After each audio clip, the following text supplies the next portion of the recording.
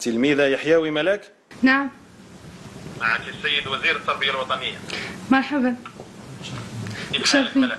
غاية الحمد لله. كيف حال الأسرة الكريمة؟ بخير الحمد لله. في رأيك يعني لماذا يكلمك السيد وزير التربية الوطنية؟ الله أعلم.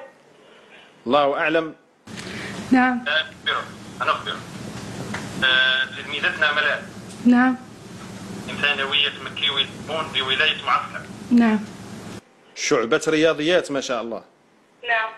الأسرة موجودة يعني الجو العائلي موجود بجوارك؟ نعم. معي الهاتف قليلا حتى تسمع العائلة. نعم. يشرفنا في وزارة التربية الوطنية أن نهنئك بنيتي بحصولك على المرتبة الثانية وطنيا. الحمد لله.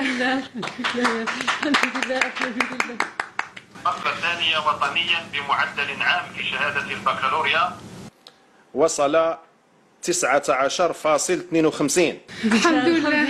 الحمد لله. معدل المواد الأساسية 20 من 20. الحمد لله. شكرا سيد الوزير.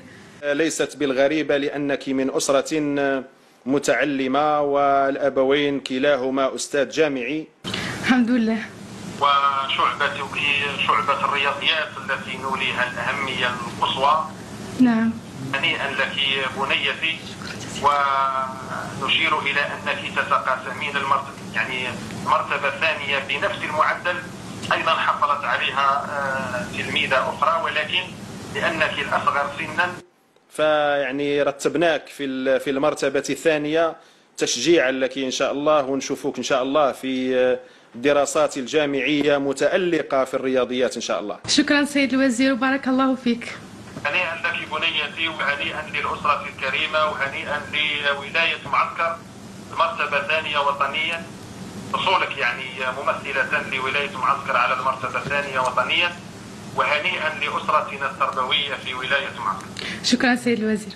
نلتقي إن شاء الله في تكريم سيد رئيس الجمهورية لك. إن شاء الله.